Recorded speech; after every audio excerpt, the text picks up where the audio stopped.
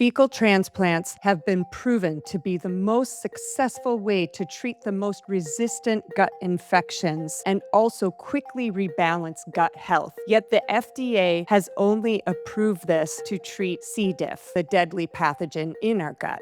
All while millions of Americans suffer chronic gastrointestinal issues. And we know that our gut is connected to every aspect of health, whether it's our immune system, mental health, skin health, chronic disease, autoimmune disorders, and so much more. But today, I'm bringing in a game changer for gut health. I'm speaking with Dr. Andrea McBeth to learn about the world's first sterilized human fecal derived postbiotic that is changing lives. I'm Norma Flood, and I'm an integrative and functional nutritionist. Welcome to Go With Your Gut.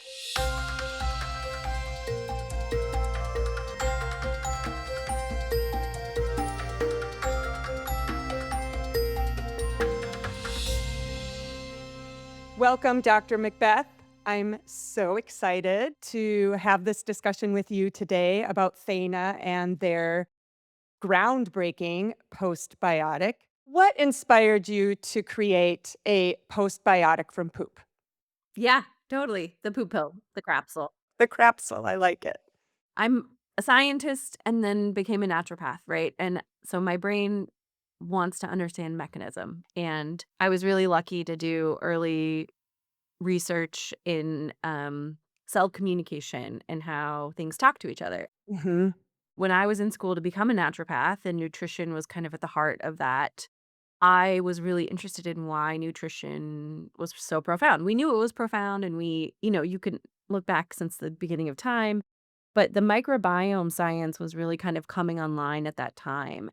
And it just is the most logical bridge, right? Between why what we eat and drink and think and all the functional tools we have matters biochemically because the microbiome is at the root of that. And the most exciting epiphany that happened in the last 20 years was fecal transplant. So if your listeners don't know what that is, it's literally what it sounds like. It's healthy stool from a person who is healthy. We can argue about the nuance of what health means. And that is delivered via colonoscopy or pill. Fecal transplant super interesting because it was used since the beginning of time. Like fourth Chinese literature mentions it. It's a standard of care in veterinary medicine. And this obscure case paper from the 1950s introduced it conceptually into the US. And that was re-brought up because of antibiotic resistance for C. diff in the 2000s by an Australian microbiome researcher who sort of brought it back to life. Right. So that is really where the inspiration for Thaena came because we were doing fecal transplant. I was working with one of the earliest people who did fecal transplant in the US, Mark Davis, Yeah. and we wanted to translate what we were seeing in its benefits for patients to something that was more accessible. Which, by the way, Thaena, you said is a Greek word derived. What does Thaena stand for?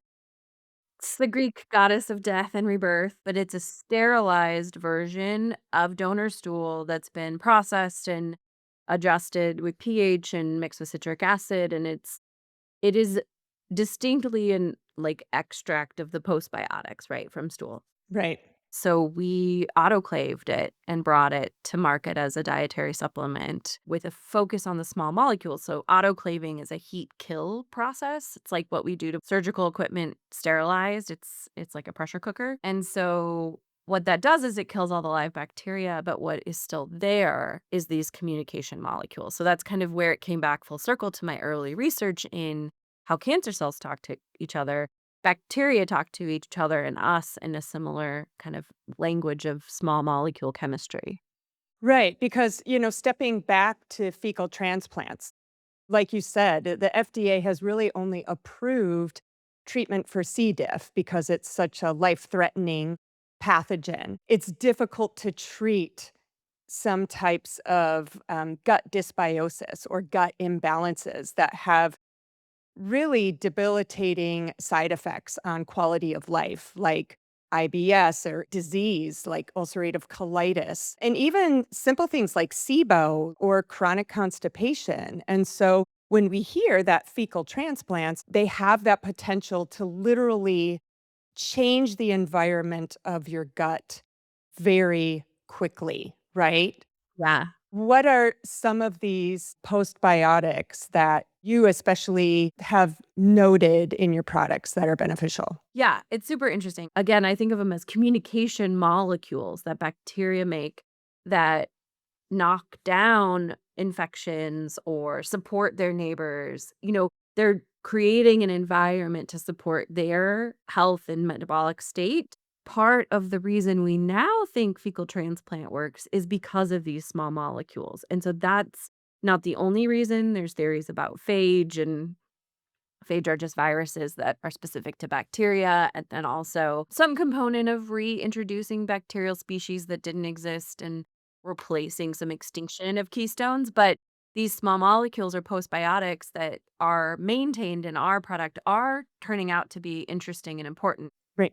You can think of it as sort of a 10,000 molecule menu of everything that bacteria can make from the food we eat or interacting with the stuff that's present in the colon, like mucus and our own molecules that we spit out at them. And so things like butyrate and short chain fatty acids are kind of at the crux of what we understand, but also things like tryptophan derivatives, which is a precursor to serotonin, Right. and indoles. Bile acids are really fascinating. We used to just think they were soap, but it turns out they do so much more. And bacteria are really important in the colon to interfacing with how those bile acids are conjugated and what they're made into. My favorite word is sphingolipid. There's these molecules, they're ceramides that bacteria make, and they're kind of our reservoir of lipid bilayer building blocks, and they go to the brain and are really important for all kinds of fat molecular signaling. Yes.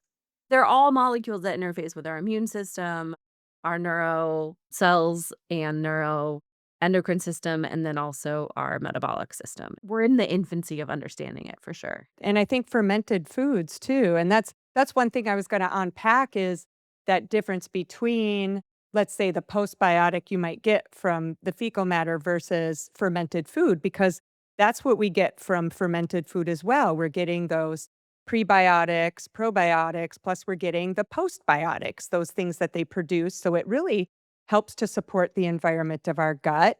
I mean, fermented foods would be good long term. We need to be eating those every day. But what would that difference be between the fermented food and your postbiotic? Yeah, I think it's a good distinction between any postbiotic that's not poop derived, right? Probiotics that we buy at the grocery store or fermented foods, which I love, sauerkraut, yogurt, kimchi. Those are all very specific strains of bacteria that grow in cabbage or grow in culture. And even probiotics on the market, you're still limited to what you can grow in a container, essentially. Or, like, I think about a brewery. And we just don't know a lot. In the same way, we can't make synthetic blood because we don't know enough about the biology. We can't make synthetic poop or microbiomes. There's just too many parts of it. And so there's this whole part of the microbiome that's thought of as dark matter, both the postbiotic molecules and even species we don't know. And I think the difference between a thanabiotic poop derived postbiotic and postbiotics that come from culture or fermented foods is just the source is a totally different scale. So we have tens of thousands of postbiotic molecules, many of which that can only be made by this, you know, 60% of bacteria that we can't culture outside of the context of the microbiome.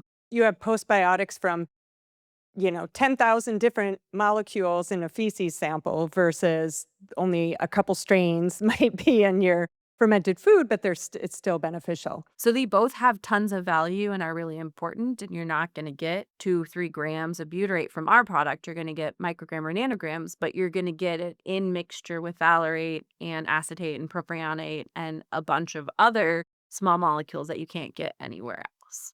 Well, like you said, butyrate is probably the most well researched short chain fatty acid out there because it has so many different health benefits. And we notice that certain types of disease are associated with low levels of butyrate, which is very interesting. So it's kind of like we learn in hindsight, oh, wait, they're low in this. And it's interesting that they have diabetes or, more advanced forms of chronic disease. Yeah, and I love butyrate. That's a great place to start the story because it's representative of just how important the system is that we didn't even know existed a couple decades ago. The definition of a good and bad bacteria is a little bit nuanced, right? But we can think about there being bacteria that make butyrate as like helpful foundations to the ecosystem. When the microbiome is in a healthy metabolic state and it's being fed fiber and prebiotics, it makes a lot of butyrate. And that's a class of short chain fatty acid that's super important. We have like grams of butyrate in our colon, like 6 to 8 grams is a healthy level, which is a lot. And 90% of that butyrate is recycled as energy for our colon cells lining the colon. But what's fascinating is that butyrate does a whole bunch of other things. And what they've started to look at is butyrate levels in our blood and butyrate's impact on our brain and butyrate's impact on our mitochondria and our distal muscle cells. And it turns out that we need lots of butyrate to have healthy colon lining, and it does both energy, it acts as this mechanism called the Warburg effect in HDAC inhibition and protects us from colon cancer. It does a whole bunch of good things locally. But then when we start to look at its role outside of the gut in our blood and serum levels, it has all this downstream kind of endocrine role of modulating and supporting health throughout our body, not just in the gut. I would argue that the more we learn about this, the more we should start to think about these other postbiotics as vitamins, cofactors, and nutrients in that conventional way that we think about, you know, magnesium and zinc. And I think that this is a story that's repeated in many of these other nutrients. We just haven't written the story yet, but there's probably quite a few that have similar parallels where we evolved to have this base level of microbiome produced nutrients that keeps everything kind of humming along. And when those are depleted because of dysbiosis, we see downstream impact to neuroinflammation or metabolic response or just chronic low grade inflammation. And I think that's why I was excited to learn about your product because it's those individuals that I work with. It's just so difficult to steer the ship because it's like you said, by the time you really have these more severe gastric symptoms, it takes a while to rebuild the gut. And when we talk about restoring the gut, we first look at, okay, removing anything that might be harming the gut. Then you're also maybe using antimicrobials if there is an overgrowth. And, the first line of defense is from a functional medicine approach would be the herbs, antimicrobial herbs, or even spore biotics. And then you're looking into healing the gut lining. And then moving forward, then you're renourishing the gut, really continuing to provide the good foods, but also restoring a healthy balance, getting more of those healthy microbes. But I feel like the postbiotic, it's doing all of that. It has some antimicrobial effects. It's also healing the gut lining with those short chain fatty acids and then restoring the gut. Yeah. What I found with those with more severe dysbiosis too is the standard protocols often don't work. So let's say someone has something as simple as chronic constipation, which can be very severe. I worked with a teenager who had really bad stomach aches, headaches, and chronic constipation. You even did a stool test to see, of course, there's dysbiosis and overgrowth, but using those spore biotics cause more constipation. So you're having that difficulty of, well, okay, I'm trying to kill off the negative, but now it's making the symptoms worse. Or there's the situation of SIBO where you want to add in more healthy prebiotics like fiber, but they can't tolerate it because they have this bacteria in their upper intestines and they get very severe symptoms with eating whole foods and are following a low FODMAP diet. So in both cases, what I find is that the postbiotic provided a jump start. So this teenager that started your product in particular, it was a game changer, and that all of a sudden it's like, wow, I haven't been able to go to the bathroom like this before in a long time. Or the SIBO patient that, wow, I'm starting to feel a difference, or, in maybe in combination with using the herbs that they can more quickly tolerate those foods with fiber, right? I mean, have you found that sometimes that it helps treatment almost like have a jump start? Yeah, and we have been wrestling with the mechanism because I don't have a full basic science lab behind me, which I would love, but we've done a little bit of preclinical work, and been a lot of work done on these metabolites outside of our product. And as best we can tell, and the way that I think of it is it's not just a jump start, it's like a whole replacement of all these nutrients, the whole kitchen sink from a healthy person's microbiome. And so we see it help in both directions. It can increase motility in people who can't poop regularly.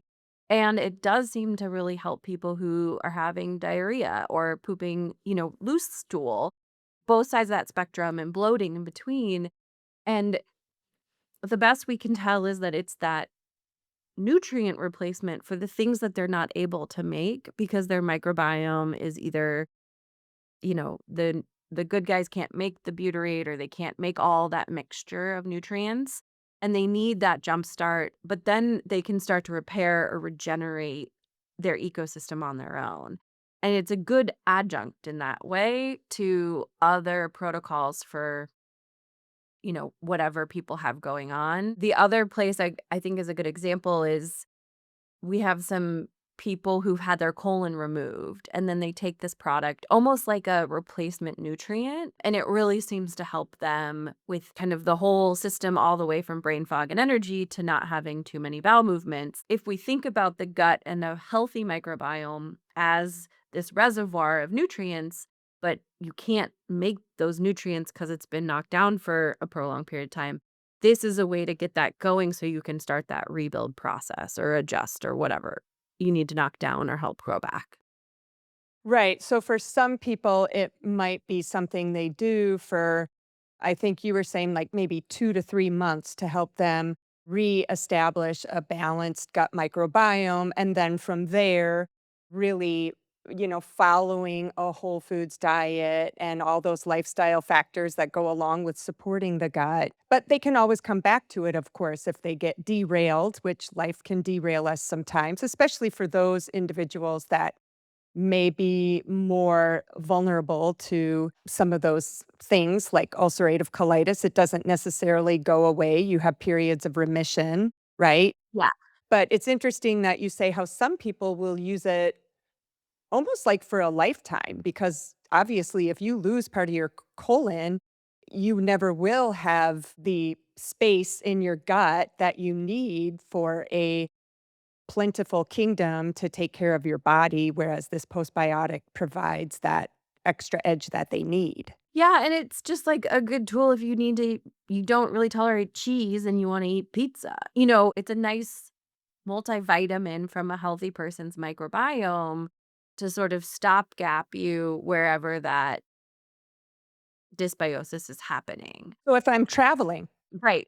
because traveling, you eat different food, the holidays, might indulge on a little more things that the gut doesn't prefer. So you're saying that could be helpful too, almost prophylactically. Yeah, and I mean, that's the joke is it used for prevention or is it used for, you know, to to help you when you go on a binge? And the answer is probably both. But if you can use it as a tool to reintroduce prebiotics and other fibers and help build that ecosystem back, it's a great tool to just use as needed also. It serves many purposes, I think. One of the, like, most profound microbiome studies that I've ever read was from the Sonnenberg lab at Stanford, and they looked at fiber, and the study was built around the premise that we all need more fiber.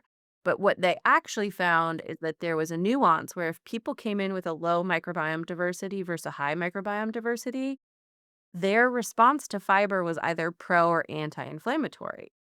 So if they had low diversity coming in and they took 40 grams of fiber a day, they got worse, which we've all seen with patients. But if you had a high diversity coming in and you ate a bunch of fiber, you got healthier, less inflammation, right? And so there's just a need for a tool that kind of bridges that gap for many of the people we work with and humans in America that just have lost too much of that diversity. And that also applies to eating disorders, where, especially with anorexia, they've deprived themselves so severely that they have a low microbe diversity and population. And so they can't handle fiber. It's like you said, like there's no microbes to help them break down this food. And, we've always known that at least probiotics would be supportive and adding a lot of digestive enzymes. But again, I think that this postbiotic would really help reestablish their gut and help them tolerate food better, especially when we're trying to help their relationship with food. It's very difficult when food gives you a negative reaction. It reinstills that bad relationship with food. And here you are trying to heal it, right? I also think that in the context of anorexia in particular, Mhm. at least what we see anecdotally is that if you can support and reduce that dysbiosis, those downstream impacts of that dysbiosis that manifest as OCD or neuroinflammation seem to get better. And we are starting to appreciate in broader research about the gut brain connection and the gut immune brain connection being very much a process of neuroinflammatory and lack of nutrients that come from the gut to turn down that inflammatory cycle. Right. So I'm really excited about that work. I have a couple collaborators that use this with patients who need to have a better relationship with food. One of my goals with Dana is just to inspire other people to see this and be like, I'm going to run a clinical trial of this, or let's study some component of this because nobody else has made a postbiotic from stool. Um, but I know we're moving in that direction, is looking at these postbiotics and their impact on all kinds of stuff. There is a lot of really interesting work that was done in safety with fecal transplant. And there has been large cohort and metadata done looking at safety of fecal transplant in pediatric and immunocompromised patients. I struggle with this, right? Because we're a dietary supplement. I don't have the money to run a huge clinical trial, but we are going to publish a safety retrospective of the work we've been doing since 2020, which actually made me feel really good when we finally kind of looked at all the data and saw that not just is this safe from an infectious disease risk, which is what's primarily the barrier with fecal transplant, but it's also safe from just like it doesn't cause very many side effects relative to things like probiotics and other gut modulating protocols. Probiotics have about a 10% side effect rate. I think the argument is always, well, if it doesn't have any side effects, how does it do anything? And I think the reason we see sometimes pretty dramatic improvement is because if you're replacing something that's really central to this complex ecosystem that you haven't been able to make, all of a sudden your motility comes back on and you can have a really great bowel movement. Or it can really change the way that your brain can focus in a way that it wasn't able to do before. Again, we autoclave this so that bacteria and viruses are killed. We adjust the pH, proteins are denatured, and then we mix it with citric acid. So, like, we have many layers of safety that are integrated into turning this into more like a multivitamin that just came from a healthy ferment, right? Then poop you would interface with in the wild that has infectious disease risk. Exactly. That is to say, we don't have the kind of RCT data to go say, here's a pediatric protocol, right? But it's a dietary supplement meant to nurture and support people. And I feel really confident based on both the work done in fecal transplant and our work and understanding the process of how we make this, that this is a really safe multivitamin nutrient support that many people just don't have a way to get any other way. I know of cases that have used your postbiotic, and this one child in particular was only 6 or 7 years old, has ulcerative colitis, had a ton of food allergies and bloody stool. And the minute he was taking turmeric with another herb plus the Thena postbiotic, it was a short time and he was already having normal stools. He went into remission, and then also over time could tolerate more foods because, like you said, it helps you tolerate foods that you might normally be intolerant to. And in working with kids, food is very social, and a lot of food does have gluten and dairy, and sometimes they just wanna be able to participate. So to be able to have that as an adjunct when they want to be part of something social, that's such an important thing for them. Yeah. It's not like we're gonna go out and tell that person, "Just go ahead and eat what you want every single day and just keep taking Thanabiotic."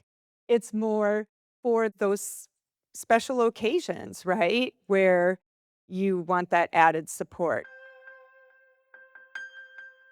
When you start to think about the gut, it's really since the 80s that we've really done the most damage because of preservatives and the change in the way that the food system is global, right? And when you have to move food from one part of the world to another, as opposed to it being, Local. and then you introduce antibiotics, preservatives, and all the exogenous molecules we use to kind of protect the world in plastic. That's when we think about just how much destruction we've done, and I do think about the microbiome and the way we think about climate change. Like, we are seeing a mass extinction event. We've lost, depending on how you calculate it, 40 to 80 to 90% of our diversity of our gut microbiome. And we have completely changed the climate of the inside of our colon. We've lost huge percentages of the butyrate that's supposed to be there at a baseline. And just like we are seeing a mass extinction event on a macro level with climate change and huge unrest and loss of resilience, right? There's no wrong answers. We're all going to have to navigate. But where I maintain hope is that at least with the microbiome, we can individually make decisions of repair and allow for regeneration when we find that right combination of tools, because it is an ecosystem that can rebound if we're allowing it to go there. I find that your postbiotic in kind of redirecting our gut or getting it back on track, I think it would be such a value taking something like that versus sometimes the 10 other supplements we might take, right? Yeah. And I do think that there's a place for us to navigate this world as very sick humans with a toolbox, right? And being efficient with the toolbox can really help us in this broader picture. And I mean, I think that's where I think about, like, it's really important to use medications that keep us safe, but what if we could make them work better? And there's also a place for us to say, do we really need 10 supplements, or do we need some polyphenols and a thanabiotic and, a spore probiotic when we need it, right? I think that there is a lot of opportunity to looking at the microbiome and these metabolites it makes as the future of human pharmacology. I mean, that's what my inspiration for this at the beginning was. Baseline was that these are non-toxic, small concentration vitamins that we need. I really hope there's some scientists listening out there that are inspired by this, because there's so much work to be done to both look at the destruction we've done and what's causing it, and then how do we create tools and replacements for the depletion that's happened.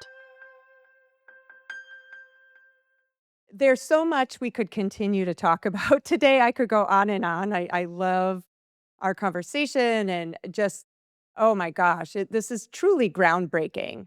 So, where can we find you? Yeah, I mean, our goal is to make healthy poop accessible, right? That was kind of the impetus for this. So we are doing as much as we can to make it cost effective, although because it comes from healthy donor stool, it is more expensive than a probiotic, but they can buy it on our website. We have promotions and we do our best to make it accessible so people can use it for, around $150 a month. We also sell on Amazon if that's your preferred, and that is our legit site. So both through Thaena.com, THAENA.com, or Amazon. And if you're a nutritionist or an acupuncturist or a doctor or a provider of any sort with a license, you can sign up on our website to be a wholesale provider. And that is also something I really want to encourage people because, again, this is a great tool to have in your toolbox if you're interfacing and trying to support people on their health journeys. Absolutely. Dr. McBeth, I thank you so much. You're a great resource, and we will stay connected. And I'll be sure to put all of those links in the show notes. And until next time, we'll connect again. Thank you. Have a great day. Happy Earth Day.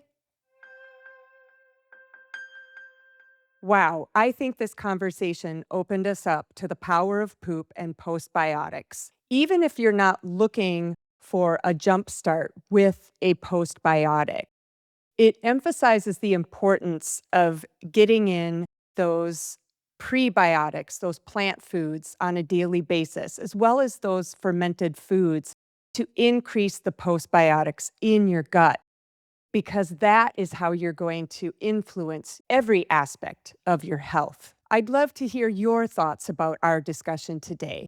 And if you're only listening, head on over to my YouTube channel. And there you can also share or subscribe to increase the awareness of the importance of diet and lifestyle on our gut health and how it impacts every aspect of our health. Until next time, be well.